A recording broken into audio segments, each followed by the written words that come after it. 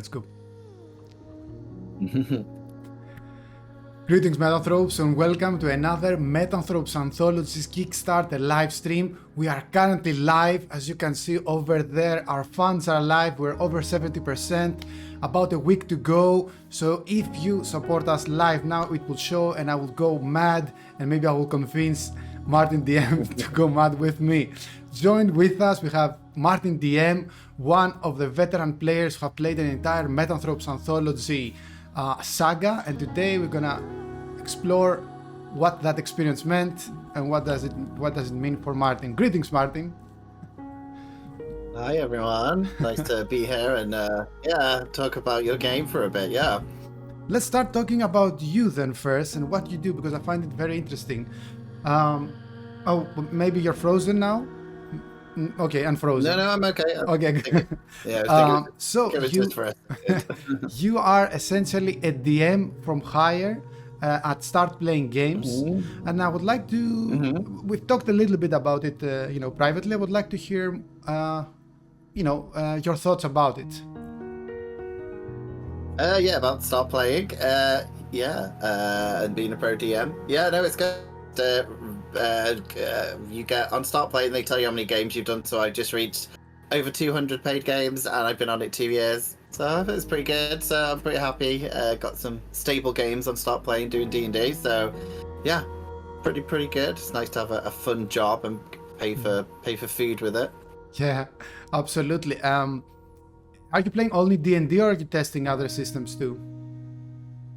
I do like to look into other systems. The only ones that I've ran have been I've done Dungeons and Dragons 2014 rules, the new rules. Not super keen on those, but I've done it. I've done Call of Cthulhu, quite like that. Otherwise, from a DM perspective, I've only really done those two, because it's a lot to take on board, all the rules and stuff. But yeah, I've played in like so many different types of RPGs. Like Daggerheart, didn't mind Daggerheart from Critical Role. It's interesting, totally different to any other style that I'd, with the different dice and stuff. So yeah, reasonably well experienced in different types of RPGs, even if I've not personally ran them.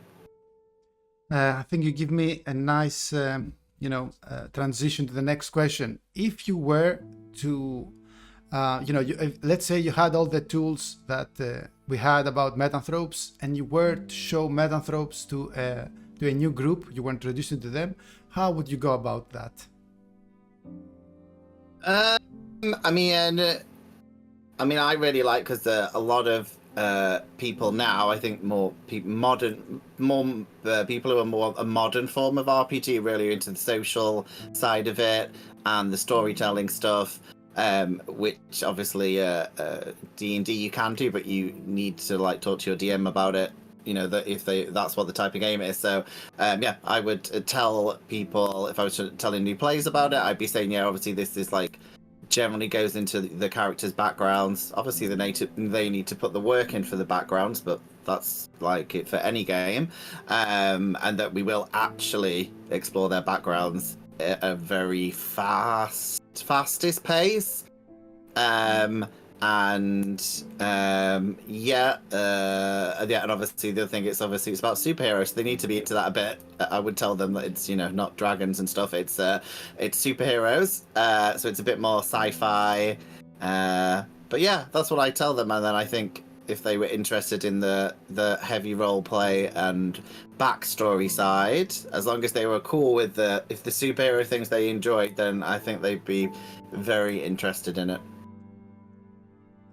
Let's get to the deep, difficult questions now.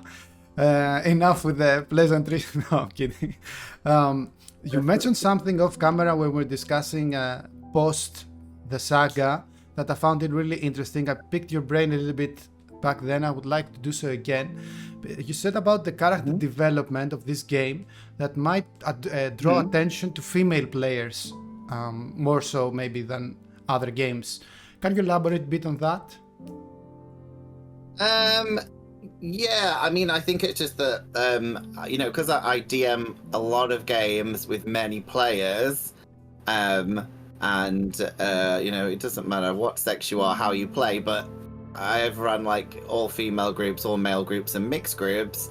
The all female group definitely are more interested in each other's backstories generally, you know, like they want to, you know, give another player 5 minutes because they're, I don't know, their mother ran off with an orc and left them, I don't know, but the other players seem to generally want to hear that. You know, so I do think maybe more female players would enjoy that because there is actual time and like resources, you know, that you need to fill in to do that. So I think they may enjoy that that side a lot. That sometimes you don't get in D&D because you're relying on, if you're playing Dungeons and Dragons, which I love, it's on the Dungeon Master to insert your background stuff, like with NPCs or going to your home village or etc. As your game, it's kind of more integrated, as in, you know, it's gonna happen. I think my first bit maybe came in the third game, I think, or the first game really, when we did like some introduction. So yeah, sometimes that can take a long time. So I think, yeah, I mean, again, not it doesn't matter what sex you are, but I did notice that I think, yeah, if you're female, you may enjoy that side. If you're into the role play side and also exploring your background and other people being interested in it, roughly speaking. Very interesting. I think it somehow ties to the fact that I based much of the game to the Storyteller's Companion of Vampire the Masquerade, you know, back in the day, like second or third edition, what was it? Where back in the day we were like, we have D&D 3 just came out, and essentially to the local, at least, play groups that I saw, the reason that Vampire the Masquerade attracted female audiences, more audiences, more so than Dungeons and Dragons, was the actual DM, the DM's handbook on the one hand, and the Storyteller's Companion. The one was teaching you how to put traps and have like balanced encounters. The other was teaching you how the art of narration, from storytelling techniques to you know, how you deal with a problem player, many soft skills, like learned the art of doing this. And this is where I was based, and I think this somehow reflects to the perspective you just said. Maybe. Yeah, I mean, I played a couple of games of Vampire. No, I played a few games of Vampire the Masquerade. I think it's the more new one. So yeah, I can see that. Yeah, so yeah, definitely a bonus. Let's start talking now about Aurora Charming and your particular experience. We haven't played like an introductory before. This is like your first experience playing Metanthropes, right? Yeah, just this game that I played with you guys, yeah. Shout out to RX Oliver for bringing us all together and creating this A-team, as I call, because I truly thought that you were amazing team, amazing chemistry. The chemistry was already, you know, had a strong foundation. And, you know, by the time that a couple of sessions passed and you got to know me and I got to know you, I think beautiful magic came out. Whoops, this isn't working. Okay, and yeah, there's also a highlight video. I don't know if you had the chance to check it out. No, not yet. I've seen all the things with Chris's one coming out, so I will eventually look through them because I'm interested to see what everyone else has said. I created a highlight video with the first 5 sessions, like up to the middle part, up until Tina Brew left. Took me like many hours, okay. But I think the result is very entertaining. So talk to me a little bit about Aurora Charming. What you remember about her? What was your favorite thing? And then we can go to the end next. Yeah, I mean, yeah, no, she was really interested. I was really excited to make a character, and obviously because I'm like friends with the other guys, like in real life, like it was a lot easier because you could just say what type of character you're trying to play and I'll play that. So I knew that it was a small group, and I knew one of the two males in the group were playing males, and then there was a female in the group, and she was playing a female. And to balance it, I thought, oh well, I don't mind, playing a female. And when I thought about the character, because I do really like Dungeons and Dragons way too much, I love druids, and I was like, oh, maybe I can meet like some form of druidic character. And I said maybe that more lean into like the female thing, because then I was going to do a copycat of Storm. And then I got drunk one night and watched, I think it's the third Batman that has Poison Ivy, and I was like, no, I'm just going to do a Poison Ivy thing, because I thought that would be fun. Because I think I was quickly looking at like the different powers that they had, and one of them was pheromones, and I thought that was really interesting. So I thought, oh well, I'll go with that. And I'm kind of a witchy person as well, so I thought, oh, I'll maybe combine her to being like some kind of more earthy witch. And she was going to be a bit more, I think, more seductive. But then, as it grew a little bit, I think my character, did get. Yeah, I think she was probably the wise one in the group.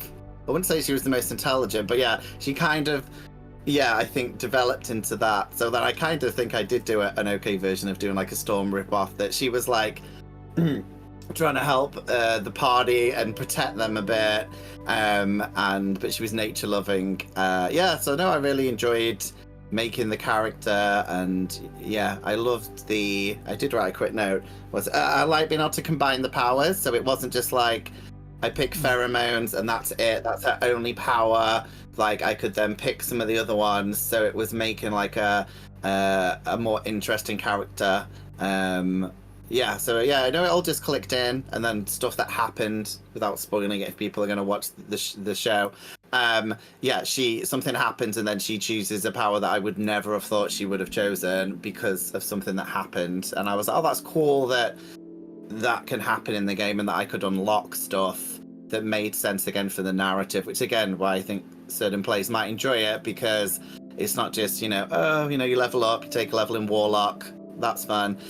You can actually, talk about why their powers developed in this way, because maybe some trauma happened. So I really enjoyed that part of making her, and she was just a fun character. Really miss being able to play her, because she was very interesting. But I think good memories. You combined well. You showed how you can bring fantasy elements to a non-fantasy game by taking this. I want to play a druid. How can it translate to a modern Metanthrope setting, and this Wicca path that we both went through. I think it created interesting NPCs and interesting background, and they tied up all well together. We shall get into the spoiler territory a bit later, but I think you're referring to something like spirit, control spirit, something like spirit manipulation, when you're referring the thing that you had, this is like a pure role play. You found the ghost of your mother and now you want to talk to her. I like it this way. I want it to be this way, so players won't be, oh no, I'm in this path now, I have to be the pheromone person forever. No, it's session. Basically, you can unlock a new meta power and follow a different path and have many new things to do. Let's go. We'll definitely go to the ending of Aurora, but before we go to the ending, let's go to the 3 missions, Ether, Astral, and Nether, or like past, present, and future. Let's go by the order that you played them. Let's go with Nether first. So we have the Library of Alexandria. We have this big evil guy. I don't know if you consider him evil or not. You had this. What happened at the end? We obviously had the encounter with we played the fast flashback scene. What was your favorite part from this story? I mean, I don't know if I was unlucky or lucky. And again, because I am a DM, I can sometimes sense when a DM's trying to lead you somewhere. If you're like just a player, maybe you don't get this like nuances of, you think the DM wants you to go this way as opposed to go that way. Or sometimes it's good to fail a roll. So I didn't want to fail a roll, but I know when we played that, I think she grandma called out to her, so she had to talk to one of the Black Flames, and then it went into her background And I think I was like the first one where that happened, maybe. And then I could see the other players like, oh, okay. So like I got, by failing a roll, I got to like explore something that had happened to her. And I thought that was really cool because, yeah, it obviously encourages you to explore a bit. And yeah, like I just thought that was a really cool thing that, yeah, I think neither of the players hated me for making a mistake. And then I got like 5 minutes of exploring my background. So no, I love that. That's what I remember from that game, and being very confused at the very end because we're all trying to figure out, because it was the first part, we just thought it was like, you know, you go and kill the bad guy and then you go home, and then we weren't sure if it was the bad guy, but then maybe he tried to kill her. So yeah, that was interesting because that was our first proper part of the game, really, to figure stuff out and see what was going on in this world. Yeah. Yeah, indeed, I like when even bad roles have interesting character development, resolutions, or opportunities. This way, I think players won't be afraid to roll A, and B, won't be rolling to win, if you know what I'm saying. Because if they see that, oh, I failed by 5 levels, but I had like this interesting flashback, and as you said, spent 5 minutes exploring my character, okay, I guess it's bad for my character now, they're crazy or afraid or whatever, they have a condition. But yeah, I like to reward in a way also bad roles with further development. So then we went to the to the other dimension, the sci-fi setting, which was quite different. What are your memories from that experience? Yeah, I mean, I really like, again, I wrote a few very brief notes, but because I wasn't sure about my powers as much, because obviously dependent where we were, they they could be less useful and stuff. So when we got there and I realized that they were part plan and that my powers maybe had a bit more oomph, I like that. So yeah, that was really fun to because I know obviously, like, again, if you're thinking of making a character, you might be like, oh well, it's probably just better to choose a character that can fly and punch things, but I really wanted to make a certain character, and that really paid off in that setting. I think one of the most, because I got to do, like, kill things a lot and control. Yeah, so I really enjoyed that setting, with the spaceship, and also shouting at the evil lady at the end, which I didn't think could do anything, and then it did. So that was fun. I did really enjoy that bit of it. Yeah. And now, before we start calling favorites, let's get into the third and final, the modern one, with the Concert Master Oneiros and the ending and the resolution. Before we get to the ending, as a story and setting, what are your thoughts on the Astral of the three? On the Astral one? Yeah, it's hard. I'd say the first one, I'd say, was just like neutral. It wasn't my favorite, but I didn't hate it. I enjoyed the historical side of it. I did enjoy, like learning a little bit, and that was really cool.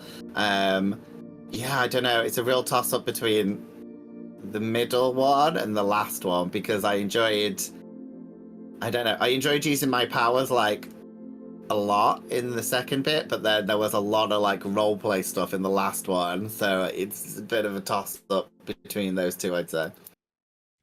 And okay, let's get to the ending.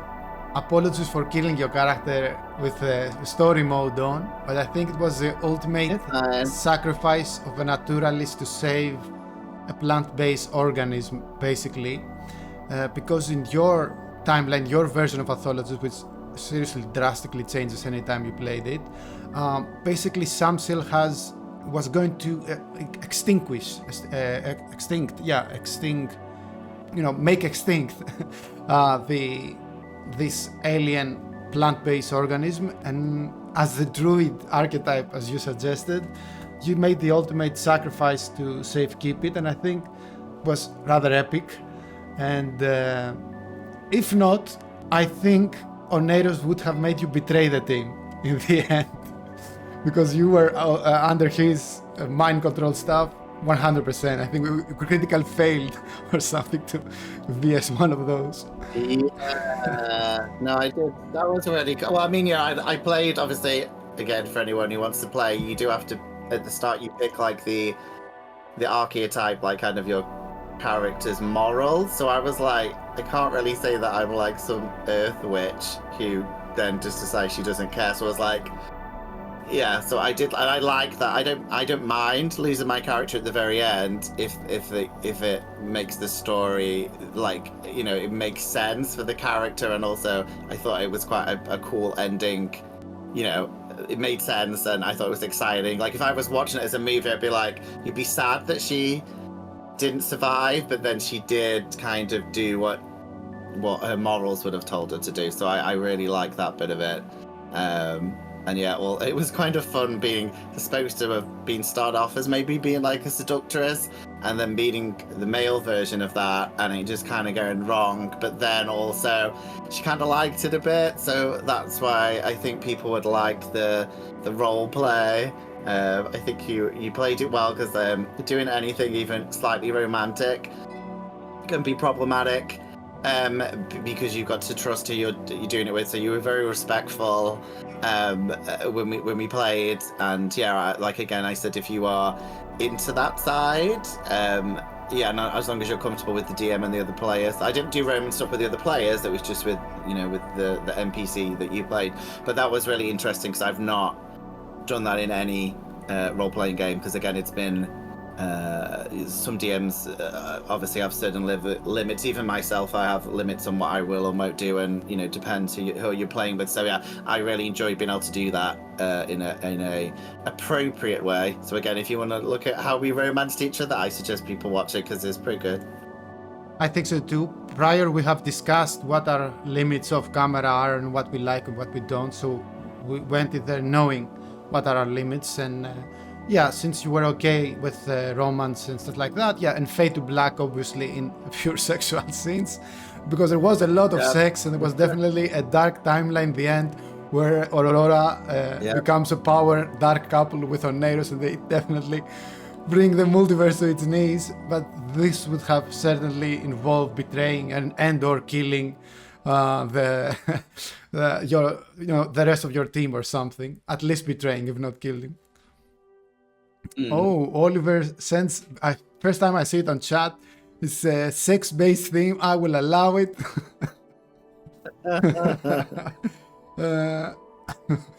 Okay. It won't be thankfully showing on the screen on YouTube. But yeah, there was part of Oneiros is that he's extremely seductive to all genders, all sexualities. It's part of who he is. He uses stuff like meta-empathy, mind control, and many other psychic powers. He has like manipulation over 150%. So basically, it's so difficult. You have to have like very high willpower to face him. But it's funny because basically he's a glass cannon character. And one of the traits that I had, and it was kind of created by mistake of the roles, but I want to keep it, that he has very low willpower. So if you try to seduce or intimidate him, or he's not good at it, at surviving. But his whole tactic is to mind control you first, essentially, before you do anything to him. So out of those three characters, Samsiel, Oneiros, and the Magistrate, leaving your personal relationship, and say, with your character aside, which you think was generally the most fascinating to you as the characters, not the setting? Yeah, I mean, the last one, Oneiros, just because like we got involved and it was kind of a little bit, well, again, if you're a female player and you want to play Curse of Strahd and you're not allowed to seduce, you know, Strahd, this is the game for you, because like, he was kind of on the table. So I did like that, and I thought it gave more dimensions to that character. For me, like I obviously had a little bit of hate towards the female one, because we had a little bit of vendetta because she was like trying to control plants, which I didn't like. So I like that, but yeah, for like being invested I was more invested in an Eris because of us kind of. Aurora probably deep down thought that maybe she could change him, or at least control him enough. So I liked that there was that much development, considering he was. I know he was a bad guy, but yeah, I like the layers to that. It was interesting. I get a lot of feedback about those three as villains, and I know there's like a cliche that you shouldn't consider them villain when you write them, but I truly do not consider none of the three as villain. They have motivations which are described, if you read the narrator's part, the GM behind the screen, and I will leave some secrets to be discovered in the future by players. But do you think that if you have played the order of the missions differently, how much do you think things would have changed? Let's say if you played the future, present, and ended with the past or something, like a completely different order of play. Yeah, I don't know. I mean, I guess the future one's obviously a lot more action packed, so maybe that would have been cool to have that at the end. But then I did like how it was like super social at the end, which was a different, but it wasn't like boring or anything, because we were like kind of near the end and we were trying to figure out like why we're trying to find this door and it should be easy, and then I like the order that we did it. But yeah, I don't know, like, I guess for classic movie themes, maybe the past one would be the future one would be best to do at the end, just because it's very cinematic. But I like the way that we played it, so yeah, I think whatever. I don't think it makes much difference which order you play it, really. I think just choose whichever you think's more interesting for your characters and stuff. Interesting. So we are live, our campaign is live, and if you would do me a favor and my job actually and help me promote the game, what would you say to someone who has seen the page and considers now contemplating whether they should back or not? What would you say to them? I mean, yeah, like something what I said about recruiting players, like if you like superheroes, then obviously I think this is definitely something you want to look at. And if you are as long as you're open-minded, I think for the set, like obviously there is a setting, it is a superhero setting, like more than I said than a more D&D setting, so but I won't let that put people off. I would and again, the main thing is if you're into the background of your character and being able to explore it in a quite quick fashion compared to other games, because I think we played 10 games, and we got, which isn't a lot. When if I play D&D for players, that's usually when they're just starting to get used to their characters, and maybe I'm like asking them for information about their families and stuff. So we'd got through a lot of background stuff. I would say, if you're interested in backgrounds, which a lot of new players or players, just old players, might want to explore that because they've not been able to, I would seriously look into it, because I think you'd really enjoy that side. And again, I don't know how long campaigns you do, but 10 sessions is a good level. I think you'd know if you liked it if you did that, which is like 3 months of your life to just test it out. So I suggest people pick it up and have a look if you're into backgrounds and the character development, obviously in the customization. It's not like you're just picking a druid like in D&D. You can literally customize it as you go on, or you could even, if you're a metagamer, you could literally plan out every tiny little power until the end, which again, I know some of the other players really enjoyed. So I think a lot of people enjoyed it. I'd just be aware, as long as you're into the superhero things at least a little bit. I think if you hate superheroes, maybe it'd be more difficult, but other than that, I think most people would enjoy it. It's amazing. Thank you for doing our marketing job for us. So what's next for you? I mean, like, do you have any? What sort of sessions do you have on the horizon for you? Yeah, I mean, I'm trying to think. Yeah, just keep doing my start playing thing. So yeah, I've got games, doing a lot of Strixhaven, which is a magical universe, Yeah, no, like Harry from Potter. Magic, So if you yeah, like, from Magic the Gathering. yeah, and it's very that's very got some cool background mechanics for NPCs and romance and jobs and stuff, which again got some links to like your thing. So again, yeah, I'm running lots of them. So again, if you're interested in background stuff in it from D&D, I run those games. Got I'm saying Curse of Vecna, doing some high level games, doing some Feywild stuff if you like the Feywild stuff, and possibly in the future when I do a bit more studying, I'm going to maybe run some Call of Cthulhu, but I need to do a little bit more work on that to get my skills up, because again, that's another cool background thing. But yeah, that's pretty much what I'll be doing, playing games on Oliver's channel. So if you're interested in watching me play, you can watch that as well. And the $1 million question: would you run games of Metanthropes as a narrator? Yeah, I think so. I mean, I think I'd still want to play a few more games, like with like another DM who's got skills to do it. Because if I know I'm going to DM, then I can take notes. Like about, oh, okay, this is how this mechanic works.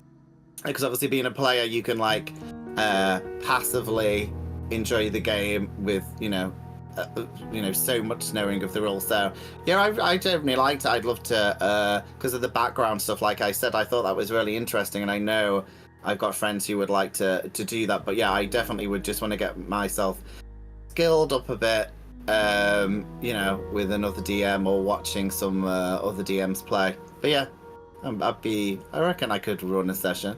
I would love more than anything to see you running one of Metanthrope sessions. And if you want players, I never played my game as a player, and I think it's partly based on the fact that most of my players, the players that I know from real life, maybe they are kind of afraid to run a game with me as a player, with the creator. That would go with any creator-game relationship, but maybe especially for me with the, with the personal stuff or whatnot. So yeah, definitely, if you're looking for players for Metanthropes, you have me on your side. There are some other people who suggested it. I'm all board of that. And yeah, I would seriously love to give you all the tools to run Metanthrope stories. And even if I'm not your players, I will be definitely your biggest fan. This has been fun, Martin. Thank you so much for taking your time in between sessions to join us. Yeah, I get to keep my wig on for another few hours. So you're playing with the same wig for the next session? Well, if I put the wig on, I should just say it's my real hair. No, I'll keep it on for the next game that I'm playing in a game. I don't have to DM it.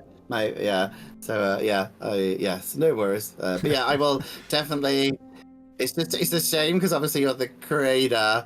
It's not like I can get like a one shot and then I could DM that and you could play. So that's the only thing I'll say is maybe when you get people running games, yeah, then I can run one, because that would be my issue. Again, you'll have to keep pestering me and then I can probably make a game, like a one shot, I reckon, out of the stuff once I get my head around all the rules. We will definitely press you and hunt you for this. But yeah, thank you so much for participating in the Metanthropes Anthologies. You brought all your charisma and fun energy to it and made it what it is now. Seriously, go check that highlights. I think they're great. And we have we are in between live streams. We have another one about the create your own content thing of our campaign. Metanthropes Anthologies live. It's going to be live for about a week more with 70%. It's going to be a close call to the end. So, any support will really make it one more step to get us there. Thank you again to Martin DM for joining us and for playing with us Metanthropes. It has been an absolute pleasure. One final message to your fans.